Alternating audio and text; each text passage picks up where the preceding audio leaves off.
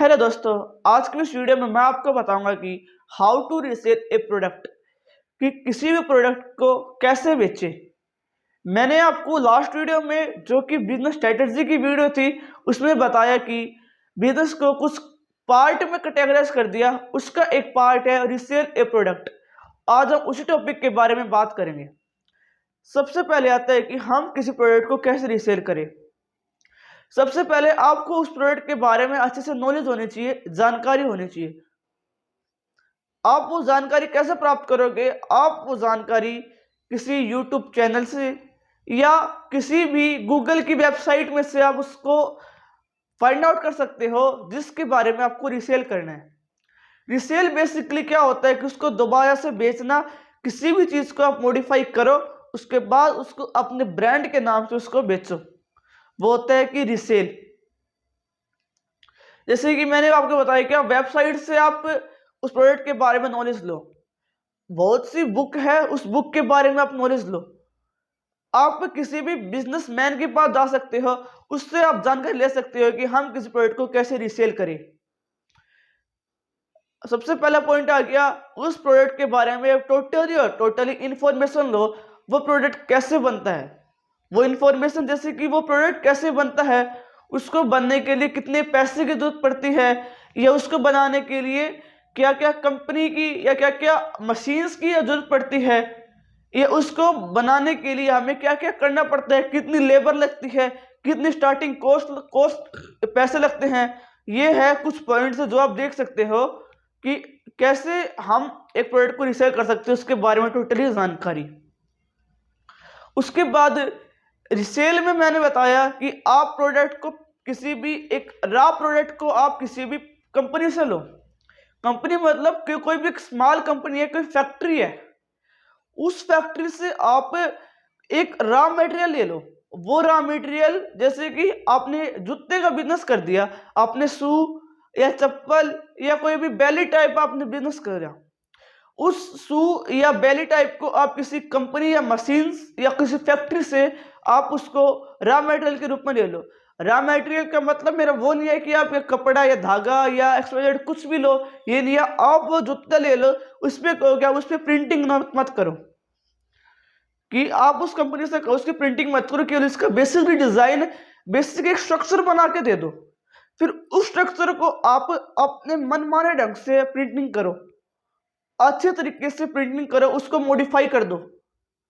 मान लो कि जूते आते हैं वो नीचे से फ्लेक्सिबल आते हैं, आप उस जो नीचे की जो सोल होती है उसको और फ्लेक्सिबल कर दो, जिससे लोगों को भागने में या पहनने में बहुत ही अच्छा महसूस होता है, या बहुत मतलब सेटिस्फेक्शन मिलता है कस्टमर को।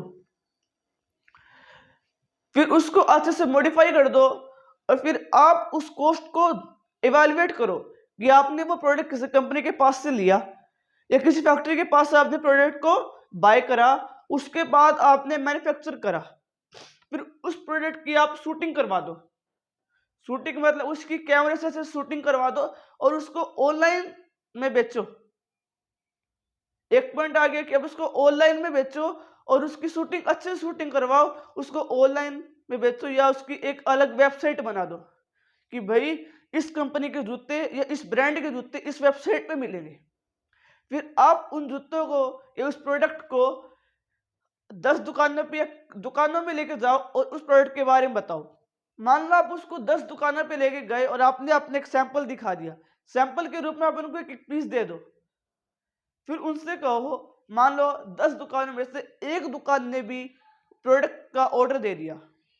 मान लो उस दुकान ने दे दिया कि मुझे इस प्रोडक्ट के 100 पीस चाहिए, ठीक है। एक दिन में एक दुकानदार ने 100 पीस का दिया। अब अगले दिन अलग दुकान पे जाओ और उससे फिर कहो, फिर उस दूसरी दुकान ने 100 प्रोडक्ट का ऑर्डर दे दिया। ऐसे करके आपके पास 400 500 1000 प्रोडक्ट का ऑर्डर मिल जाएगा। उससे क्या होगा, आपने जो आपकी जो स्टार्टिंग जो कॉस्ट है वो इतनी ज्यादा नहीं आएगी। जहां तक हो सकता है, जहां तक पॉसिबल है, आप उस शॉपकीपर से कुछ पैसे एडवांस में बुकिंग कर लो, जिससे हम बेसिकली साई पत्री कहते हैं, ठीक है। उनको एडवांस में ले लो, जिससे कि आपको क्या होगा, कुछ फाइनेंशियल हेल्प होगा। कुछ आपको पैसे पहले से ही मिल जाएंगे, आपको और ज्यादा पैसा लगाने की जरूरत नहीं पड़ेगी। आपने इस प्रोडक्ट को 2-3 जगह पे बेच दिया है। पहला मैंने बताया ऑनलाइन, अमेजोन, फ्लिपकार्ट, मीशो वगैरह बहुत सी ऐप है। दूसरा बताया खुद की वेबसाइट डेवलप करो। तीसरा बताया आप अलग अलग शॉप पे जाओ, उस प्रोडक्ट के बारे में बताओ। फिर आप उस सभी के जो पैसे लगे हैं या जो बिल्डिंग कॉस्ट आई है उसको इवेलुएट कर दो। मान लो कोई भी प्रोडक्ट है, उसको इवेलुएट करने में आपका 200 रुपये का लगभग खर्चा आ गया, 200 रुपीज, और आपने वो प्रोडक्ट है वो 300 या 350 में बेच दिया है। स्टार्टिंग में आप वो प्रोडक्ट की कॉस्ट है वो थोड़ा सा कम रखो, अपना मार्जिन है वो थोड़ा सा कम रखो। उससे क्या होगा कि जो कस्टमर है वो अट्रैक्ट होंगे।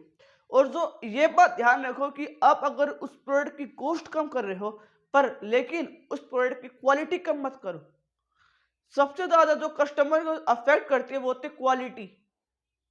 आपने मानो एक बार ऐसा कर दिया कि उस प्रोडक्ट के उसकी कॉस्ट कम कर दी, उसकी क्वालिटी भी कम कर दी, एक बार तो सभी लोग ले लेंगे।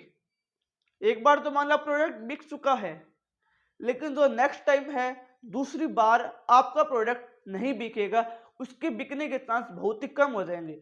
और ऑनलाइन में मोस्टली यही देखा जाता है कि रेटिंग के तौर पर ही लोग या पर्सन है वो शॉपिंग करते हैं। जिस प्रोडक्ट की रेटिंग ज्यादा होती है वो प्रोडक्ट ज्यादा बिकता है। ये तो ऑब्वियसली सभी लोग ही करते हैं, जिस तो देखते ही हैं। तो फिर आप उस प्रोडक्ट का अपना मार्जिन थोड़ा सा कम कर दो और उस मार्जिन को क्या करो कि प्रोडक्ट की क्वालिटी सेम ही रखो, उसको और मॉडिफाई कर दो जहां तक उसको कस्टमर के कमेंट को सुनो, आप अच्छे से पढ़ो। शॉपकीपर के पास जाओ, उनके जो कस्टमर की जो शिकायत आती है उनको अच्छे से सुनो, उन पर प्रॉपर ध्यान दो। ऐसे धीरे धीरे करके मान लो आपको 1000 पीस का ऑर्डर मिल गया और आपने 200 रुपए का एक प्रोडक्ट बन गया है। 200 इंटू में 1000 कितने हो गए, 2 लाख रुपए। और 2 लाख रुपए में से आपने 1 लाख रुपए कंपनी से या किसी भी शॉपकीपर से ले लिए हैं। ठीक है, 1 लाख रुपए आपने पहले से ही कंपनी से प्रोडक्ट के नाम पर या साईपत्री के नाम पर लाख रुपए ले लिए सभी शॉपकीपर से। 1 लाख रुपए आपने ले लिए और आपका जो व्यक्तिगत है या कोई भी आपका जो व्यक्तित्व है, ऐसा भी होगा कि आप 1 लाख रुपए की उधारी कर लो, आप 1 लाख रुपए की रेंट पे ले लो या उधारी कर लो उस रॉ मटेरियल की कंपनी के साथ।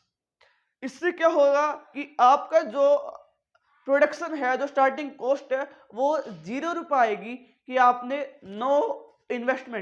आपने 0 इन्वेस्टमेंट करी और आपने बिजनेस स्टार्ट कर दिया है। ठीक है, मान लो कि आपने प्रोडक्ट बेच दिया है, उसके बाद आपको जो शॉपकीपर बाकी रुपए दे देगा। बाकी रुपए देने के पास आपके पास मान लो उस लाख रुपए देने के बाद आपको एक प्रोडक्ट पे 100 रुपए बचता है और उस 100 रुपए को आप 1000 से मल्टीप्लाई करोगे, आपके पास होंगे लाख रुपए। मतलब एक प्रोडक्ट पे आपने लाख रुपए कमा ली है और ये सारी प्रोसेस करने में आपको मैक्सिमम 1 मंथ का समय लग गया। मतलब आपने स्टार्टिंग डेज में आपने बिजनेस स्टार्ट करने से जो स्टार्टिंग दिन होते हैं उससे 1 लाख रुपए कमा लिए एक महीने में। इससे अच्छी बात और क्या ही हो सकती है कि आपने एक ही महीने में स्टार्टिंग में विदाउट इन्वेस्टमेंट लाख रुपए कमा ली है और जिससे भी आपकी मार्केट में आपका नाम, आपका ब्रांड बिक रहा है। सबसे अच्छी बात ये होती है कि आपका ब्रांड बिक रहा है, आपका नाम बिक रहा है।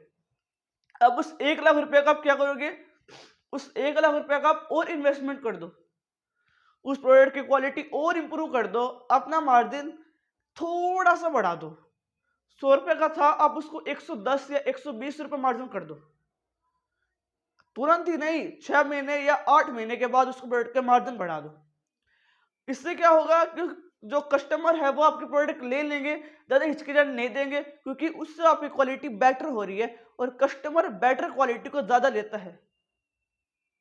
ठीक है, अब क्या होगा कि जिससे आपका जो 1 लाख रुपए का जो आपने महीने में लाख रुपए बचे थे, वो लाख रुपए धीरे धीरे करके at the end of the 1 year आपके पास 1 करोड़ के अंदर कन्वर्ट हो जाएंगे। 1 करोड़ नहीं, चलो तो फिर 50 लाख मान लेते हैं हम। आपके विदाउट इन्वेस्टमेंट आपने 1 साल के अंदर 50 लाख रुपए की अपनी कंपनी या अपना नाम या अपना बोलबाला क्रिएट कर दिया केवल और केवल 1 ईयर में। आपने 1 साल में 50 लाख रुपए का अपना मार्केटिंग क्रिएट कर दी है और जिससे आपने 1 रुपया भी इन्वेस्टमेंट नहीं करा। ये होता है कि रीसेल ए प्रोडक्ट, कि आप किसी प्रोडक्ट को कैसे रीसेल करोगे, अच्छे से अच्छे प्रोडक्ट को आप कैसे रीसेल करोगे। तो फिर मैंने इस वीडियो में बता दिया कि आप किस प्रोडक्ट को कैसे रीसेल करोगे। सो दोस्तों, अगर आपको मेरी वीडियो अच्छी लगी, मेरी वीडियो को लाइक, सब्सक्राइब एंड शेयर करना। थैंक्स।